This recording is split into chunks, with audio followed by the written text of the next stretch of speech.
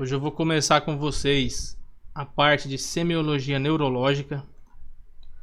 Semioneurológica é muito grande, mas muito mesmo, tá?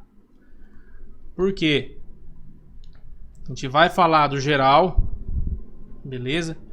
Então nesse geral entra tipo de marcha, tipo de postura, tá? Entra os pares craniais, só que os pares craniais é outra aula separada, beleza? Depois tem estado de consciência, escala de coma de Glasgow, beleza? Então assim, é um conteúdo bem extenso a questão de neuro. A neuro ela é praticamente a maior parte basicamente a maior parte do cronograma de semiologia 2, tá? É neurologia.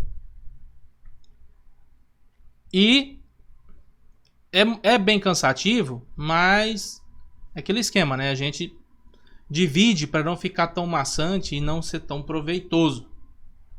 Então a gente divide, vai até um ponto em que todo mundo tá respondendo com Glasgow 15.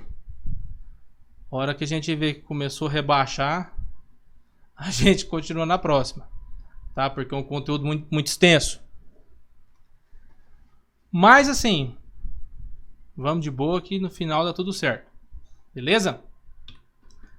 Então, para começar a falar da semiologia neurológica, ela vai basicamente me determinar se esse meu paciente, se esse indivíduo que eu estou examinando tem lesão de sistema nervoso central.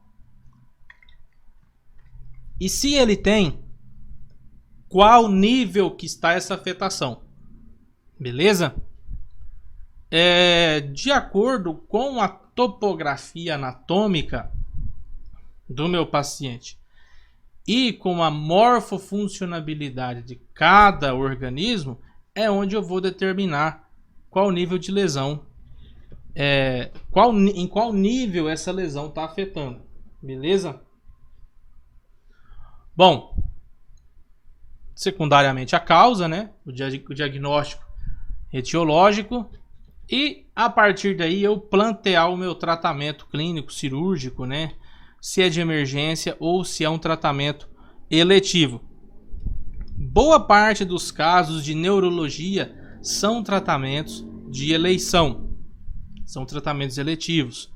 É aquele paciente que vai para o PS, você diagnostica, você faz a sua suspeita diagnóstica e vai encaminhar ele, vai mandar ele com a ficha de encaminhamento com possível diagnóstico lá para o neuro. A maioria dos casos, tá? Não são todos.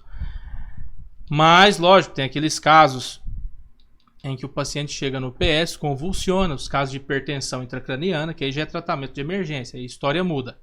Beleza?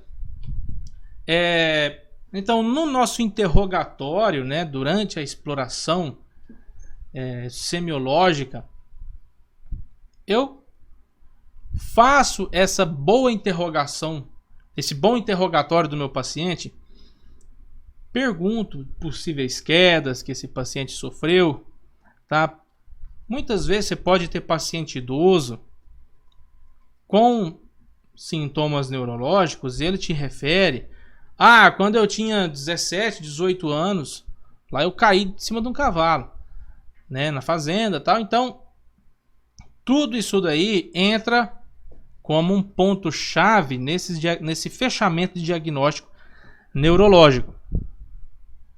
Já na busca de sinais físicos, eu vou ter em conta todo aquele conceito, que é nível de consciência do meu paciente, a linguagem que ele adota, a face, né, a atitude desse meu paciente, se é uma atitude ativa, passiva, se ele caminha de forma ativa ou passiva, como está o tono muscular, o trofismo muscular, aí você já abrange toda aquela parte de sêmio músculo-esquelética, também aplica-se aqui a coordenação, se meu paciente tem uma boa coordenação ou não, né?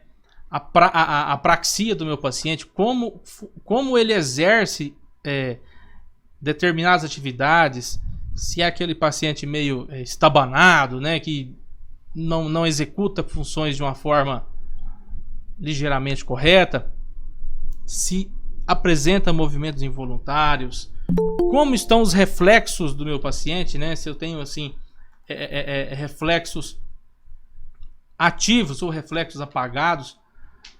Então você tem vários pontos de estimulação, beleza? Sensibilidade, sinais e sintomas meníngeos, né? Entram também aqui as avaliações de cada par cranial. E começando aqui pelo estado de consciência, né? Consciência e o estado mental do meu paciente. Primeiramente eu começo a observar o comportamento do meu paciente.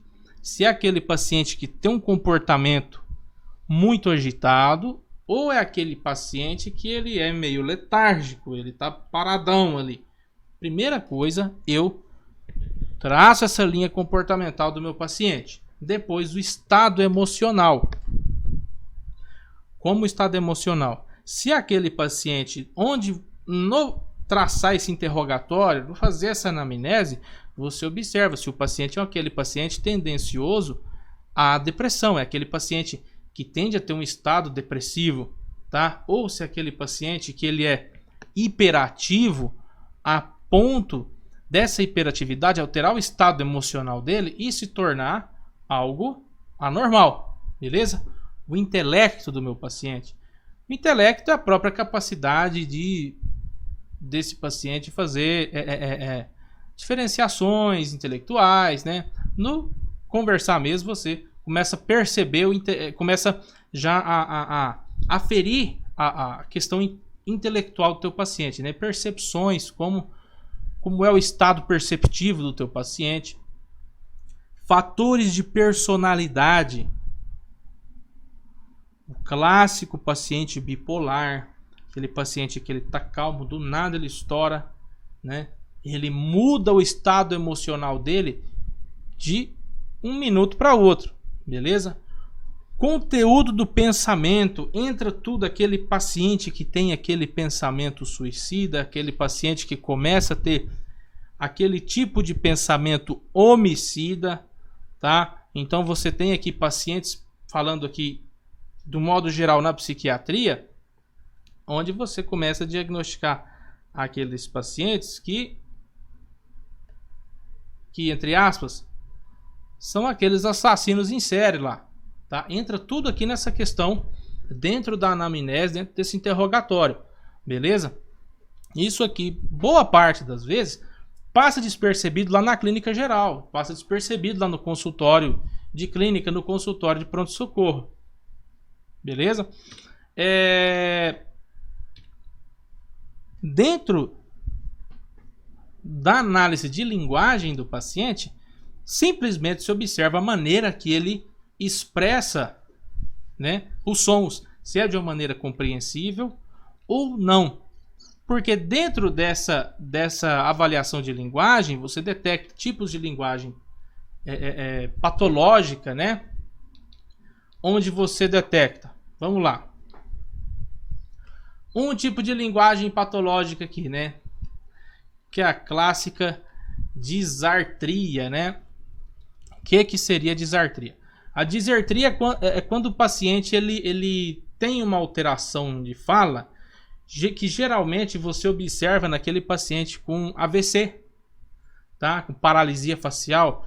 É aquele paciente que tem uma fraqueza na musculatura. Então ele tem aquela fala arrastada, aquela fala lenta, né? Aquela fala que bem puxada mesmo, assim, tá? Aquela fala que você não vai sair, tá? É o clássico do paciente com paralisia facial e AVC. Também temos aí o paciente que padece, né, da bradilalia, né? O que seria essa bradilalia? Vamos lá. É uma lentidão da fala, só que não é aquela fala arrastada característica de paralisia muscular, não, de fraqueza muscular. É aquela fala lenta. É aquela fala lenta secundariamente à lesão cerebral, né? É aquele paciente que você fala, qual é que é o seu nome? Meu nome é Hércules. Ele fala lento, não é arrastado, tá? Não é aquela fala mole de paralisia. E nós temos também a outra fala que é patológica muito comum, que é a palilalia, né? Vamos lá. Falando da palilalia, é aquele paciente que ele repete. Como assim? É o paciente, a patologia que relaciona o paciente fazer uma repetição ou uma imitação de eco. Beleza? Que patologia pode causar palilalia no meu paciente? O paciente fazer repetir e tal. O Alzheimer. Beleza? Mal de Alzheimer. É bem clássico observar essa fala patológica. Palilalia. Então o paciente repete as palavras em forma de eco. Outra doença que pode causar essa linguagem patológica. Vamos lá. Algumas situações em pacientes autistas. Beleza? Lembra que o autismo, ele é um transtorno de desenvolvimento grave que ele altera, né, ou prejudica a capacidade de comunicação e interação. Então, essa clínica do autismo pode incluir palilalia. Beleza? Muitas vezes, em pacientes autistas, o tutor desse paciente, o pai, a mãe desse paciente, pode começar a desconfiar de algo errado do paciente ainda quando pediátrico, ainda durante a infância, porque o paciente começa a apresentar essa palilalia. Ele começa a repetir essas palavras de forma normal, né? Ele faz essa repetição anormal. E lógico, ele começa a associar também com com aquela dificuldade de comunicação. Tranquilo? Clássico do autista, clássico do paciente com Alzheimer também. Não são todos os pacientes com Alzheimer, mas a maioria pode apresentar. Beleza? Outra enfermidade clássica que a palilalia, ela é, ali dizemos, um pilar para esse diagnóstico. Síndrome de Tourette, ou síndrome de Tourette, é a pronúncia, né?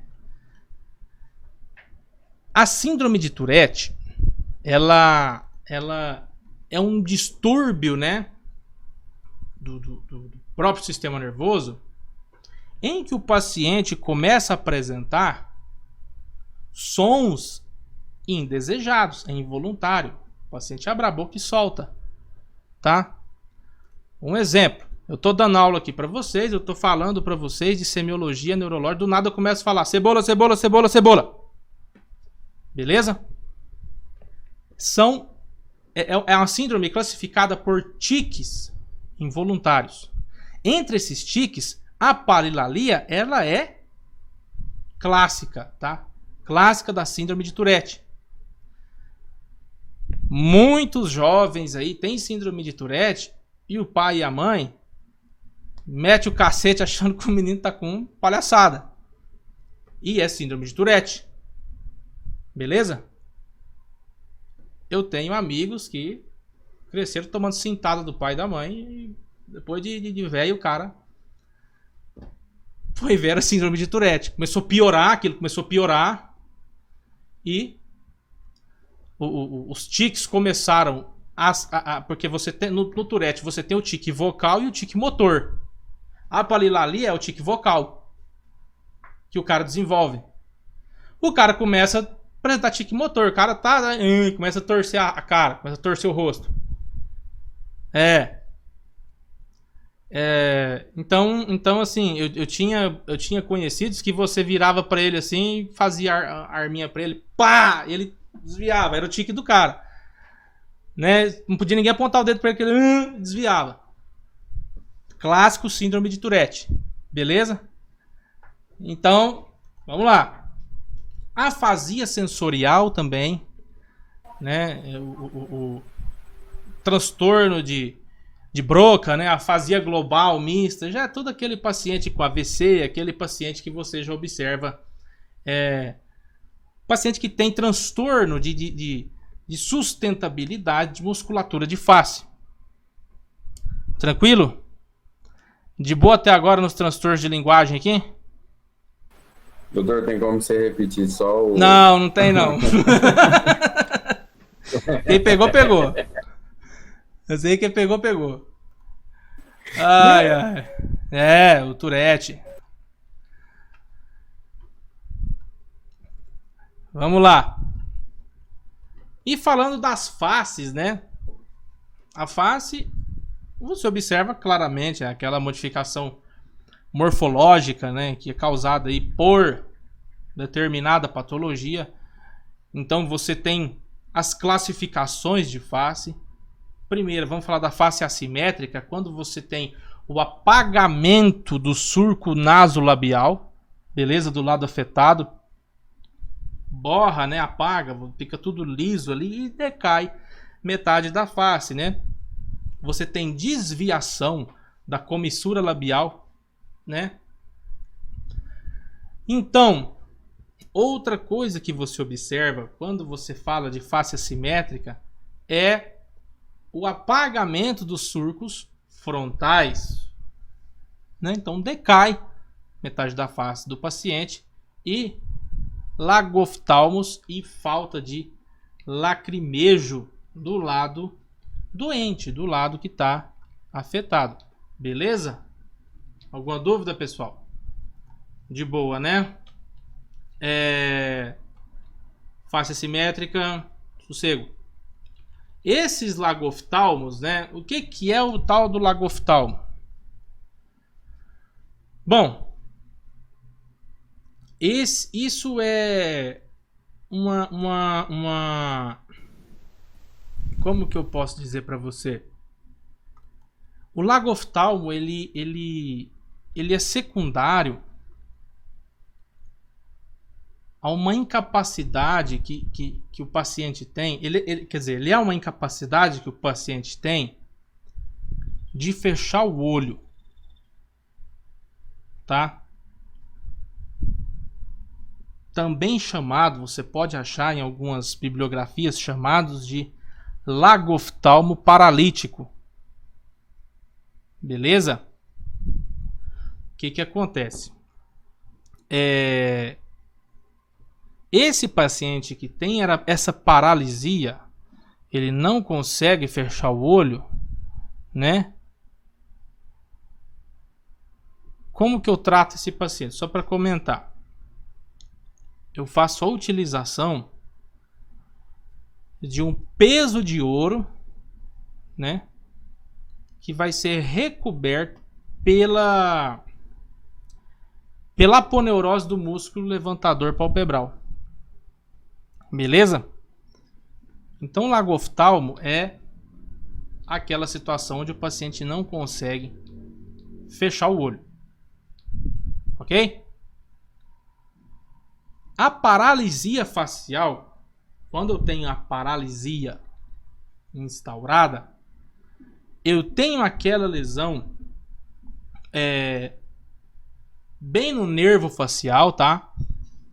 Isso, claro, que vai depender da localização. Se essa paralisia é uma paralisia supranuclear, beleza? Ela tá lá para cima. Ou se essa paralisia é por uma afetação do próprio nervo facial, do próprio par. Beleza? Se essa afetação for supranuclear, que é o caso do paciente com AVC, é o caso do traumatismo crânioencefálico, quando o paciente começa a ter afetação de pressão intracraniana e esse achatamento, esse afundamento é de determinado lado ali, Essa paralisia ela vai ser bem característica da metade da face para baixo. Se a afetação é no nervo facial ou é lá no entroncamento, lá do par, né? Ela vai ser uma paralisia chamada de paralisia de Bell, onde você tem a afetação da metade do rosto. Beleza? Você tem uma afetação da metade do rosto por completo. Então, parte de cima e parte de baixo. De boa, né? Face da hemorragia cerebral.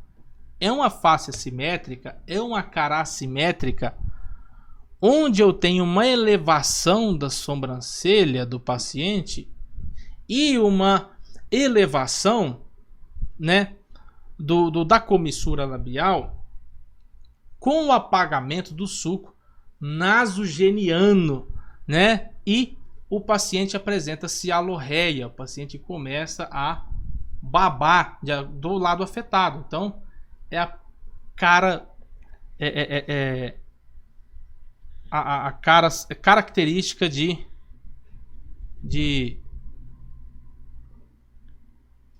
assopra e aspira, né? É o paciente que você caracteriza nessas características de fuma, pipa e sopla, né? Em espanhol a gente usa esse nome aí para categorizar esse paciente, né? É uma característica, mas é a característica da hemorragia cerebral, tá? Aqui eu já tenho afetação de parênquima, não é só aquela hemorragia subaracnoide, aquela hemorragia subdural, epidural. Tranquilo?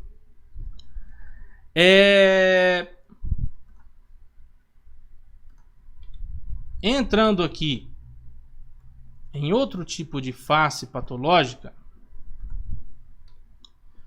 a clássica face parkinsoniana, que é aquela face que caracteriza uma inexpressividade, né? Aquela face inexpressiva.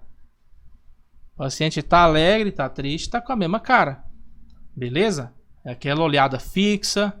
É o paciente carente de mímica, o paciente que não tem contratura muscular em nenhuma expressão. Beleza? Muitas vezes o paciente carece de parpareios, né? Muitas vezes o paciente mal pisca o olho, tá? A pele é lustrosa, aquela face brilhosa, né? A boca, ela é entreaberta, o paciente não consegue manter uma contratura muscular ao ponto de manter a boca fechada. Então, você observa esse paciente com uma fluidez de saliva constante pelas comissuras. Beleza? Então, a face parkinsoniana é essa face inexpressiva. Só que eu tenho a face pseudobulbar, que é uma face inexpressiva, né, com crise de riso ou choro espasmódico. Como assim? O paciente pode travar o rosto similarmente a um rosto expressivo de choro, só que é um choro espasmódico. Beleza? É um decaimento de face que não tem nada a ver com expressão nenhuma do paciente, tá? Aquilo vem secundariamente ou um espasmo muscular ou um espasmo incompleto que provoca uma face que você olha o paciente e parece que está fazendo aquele riso forçado. O paciente fecha os olhos, ele tem aquela contratura muscular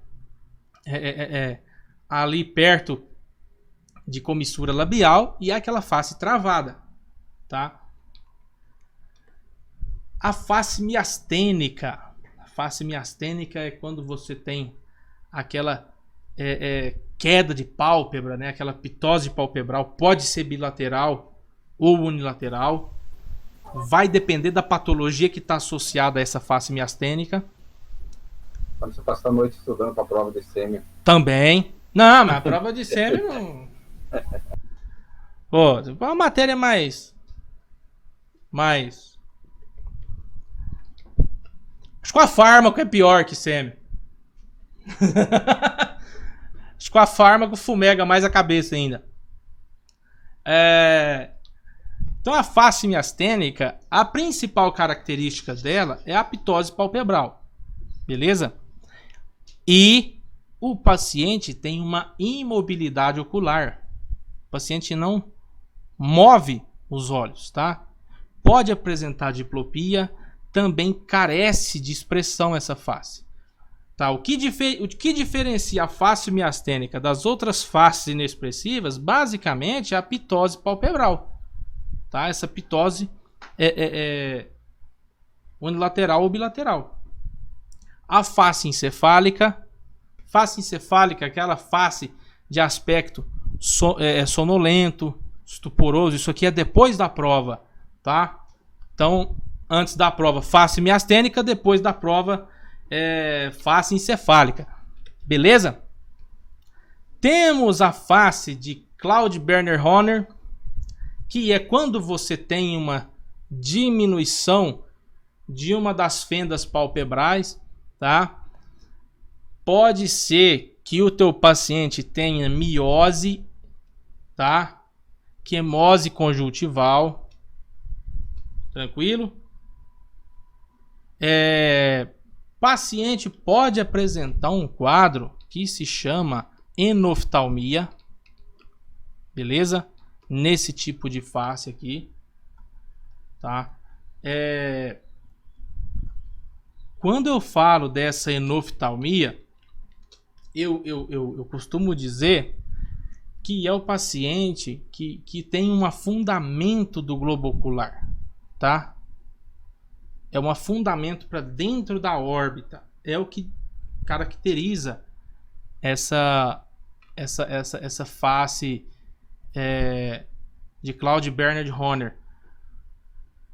É todo mundo que tem um olho fechado mais que o outro tem Claude-Berners-Horner? Não, porque esse tipo de face é quando eu tenho uma lesão no nervo simpático, né? O nervo simpático do rosto.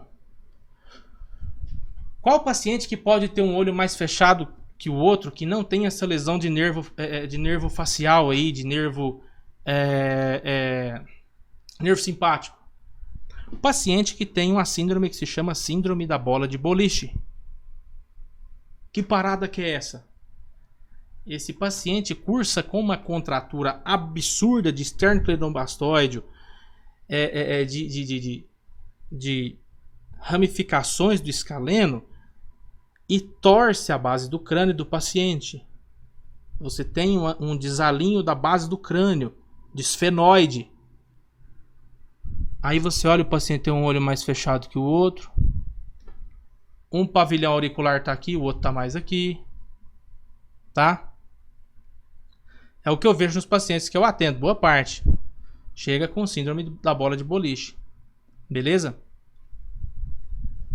Ah, mas o doutor Hercules falou que é uma face de paralisia do nervo, não sei o que. Tá? Calma. Observa o afundamento do globo ocular. Tá? Acompanha aqui o afundamento do globo ocular. E observa outra característica, que é aquela diferença de pupila. O paciente pode cursar com um lado, né, em miose. Um lado está dilatado. Um lado você faz fotorreatividade, está de boa. E o outro lado está miótico, está dilatado. Paciente que pode apresentar isso aqui também, muitas vezes são pacientes que tomam facada no pescoço. Lesão por arma branca no pescoço, tá? É clássico esses tipos de trauma lesionar esse nervo simpático do rosto, tá? Eu já vi isso daí. Não foi uma, não foi duas vezes. Bastante, tá? Paciente vítima aí de trauma no pescoço, facada, perfuração. Quando não morre, às vezes tem essa ruptura, essa lesão de nervo simpático do rosto. Tranquilo? De boa, né? Ô, doutor, essa síndrome, ela pode alguém nascer com essa síndrome? A da bola de boliche? Com o olho menor do outro?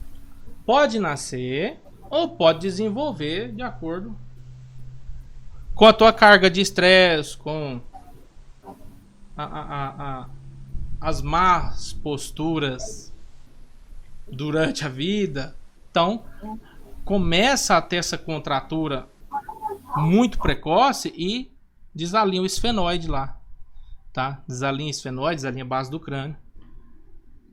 E aí começa a apresentar isso daí. Isso, a maioria das vezes, o paciente nem percebe, porque como ele começa a crescer com isso daí é normal. A hora que você vai fazer o exame, que você chega no paciente, coloca um dedinho dentro de um pavilhão auricular, dentro do outro pavilhão auricular, quem tá junto fala assim: ô louco, teu ouvido um tá mais alto que o outro. Nossa, fulano, olha só, um olho tá aqui, outro olho tá aqui, tá mais fechado. Quando você faz esse exame mais milimétrico, mais detalhado, que o cara vai falar assim: o que tá acontecendo, né? E falando da atitude, né? O que é atitude? É a característica que o paciente adota, né? É como esse paciente ele age ali, é como ele senta, como ele deita. Beleza? Essa atitude eu posso ver, analisar o meu paciente em pé, com o meu paciente sentado, o meu paciente em decúbito. Beleza? A clássica, que a gente provavelmente vocês já devem ter visto, é a atitude ou posição em gatilho de fuzil. É quando o paciente tem essa flexão exacerbada de membros inferiores, né? Ele tem essa flexão, essa flexão de pescoço, né? Essa flexão cervical. Então, a posição de gatilho de fuzil, né? Ela é bem característica em uma patologia que a gente observa num processo de meningite, né? Como assim? É a clássica ali sinal de, como é que era o nome? Sinal do trípode da meninge. Na meningite, sinal do trípode na meningite. É a posição de cão de gatilho de fuzil. Tá? Outra posição clássica aqui nas síndromes meningias também é essa hiperreflexão, onde o paciente adota uma posição em forma de arco, né? A posição de opistótonos. A própria atitude meníngia, né? A própria postura meníngia, onde cursa com duas fases, que é a fase clônica e a fase tônica, beleza? Então, muitas vezes, quando você vai referir o quadro convulsivo, você vai referir como convulsão tônico-clônica, tá? Ou reatividade tônica ou reatividade clônica, beleza? Você observa ali uma hiperextensão do pescoço do paciente, né? Já na fase tônica, você observa essa flexão anormal de membros superiores, e o paciente ele faz esse arqueio, né, para trás, esse arqueio como se fosse uma hiperextensão, tá? Já na fase clônica tem essa característica do paciente fazer uma hiperextensão, muitas vezes anormal, de membro superior, beleza? e ele ter uma flexão anormal de membros superiores. Beleza? Mas ele não arqueia na fase clônica. Geralmente esse arquear é na fase tônica. Tranquilo? Temos a postura parkinsoniana, que é aquele paciente que está com a cabeça, com o tronco levemente curvado para frente, né? Então os braços do paciente também estão ali meio juntinhos para frente ali, o paciente com aquele tremor nas mãos, nos dedos, tá? Geralmente o paciente tem um aspecto inexpressivo, ele tem um olhar fixo, né? Ele tem um parpadeio ali escasso, ele pisca pouco, e ele tem aquela lentidão se tratando de movimentos voluntários, tá? Essa é a atitude parkinsoniana. A atitude, né, o comportamento de hemiplegia capsular, né, clássica aí de hemorragia cerebral, né, classificada aí, hemorragia também é sinal de Wernicke-Mann. Você observa que o paciente tem uma assimetria facial, é visível a paralisia de membro superior, né, o antebraço ele é característico flexionado sobre o braço, né, aquela flexão bem característica dessa hemorragia cerebral. Geralmente o membro inferior ele está reto, só que ele tem um certo grau de abdução. Tem um certo grau de abdução e você observa lá o pé do paciente, tem uma rotação interna, tá? Então é bem característica essa posição adotada aí nos casos de hemorragia intracerebral. A marcha, a atitude atáxica, né? A postura atáxica, o paciente ele cria uma base bem aberta ali com os pés, né? Então as pernas do paciente estão amplamente abertas para ter uma base de equilíbrio maior. E o paciente ele anda, né, inclinando um lado para o outro para ter essa base de sustentação o mais aberta possível e não perder o equilíbrio. A atitude, né, a postura miopática é quando você tem o paciente ali que tem um desequilíbrio muscular, alguma enfermidade muscular já em um estágio bem avançado, você já observa uma lordose lombar acentuada, né? Aquela lordose, paciente, a lombar do paciente é bem afundada para frente, e você observa o ventre do paciente, né? Muito proeminente devido a essa hiperlordose. Você observa o paciente sempre com a cabeça erguida, né? Chama a atitude de tenor. E o paciente tá com as pernas bem separadas. Beleza? Muitas vezes nesse paciente você pode observar escoliose. Essa escoliose que você observa de frente mesmo. Você olha o paciente está com o tórax torto, está com o tórax curvado. Então ele cursa com essa escoliose, ele cursa com aquela hiperlordose lombar. Beleza? O paciente tem um desalinhar de eixo de coluna muito visível. Tá? Não precisa fazer teste de Adams nesse paciente, nada para detectar escoliose nele. E a atitude, né, o comportamento paraplégico espástico. Tá? A paraplegia espástica ela é caracterizada por uma contratura de extremidade. Essas extremidades geralmente elas estão contraturadas em extensão, tá? É um paciente que cursa com uma hiperreflexia, então todo tipo de reflexo que você for fazer para examinar esse paciente, você vai observar um reflexo que ele é visível de uma forma mais superficial, de uma forma mais brusca. Beleza? Só que esse paciente também, quando ele em flexão, ele pode cursar com episódios de hiporreflexo. O reflexo vai ser pouco observado quando esse paciente não está estendido, não está contraturado ali. Beleza? Tranquilo, né? Coisa pra caramba, né, gente? É bastante. Bastante coisa.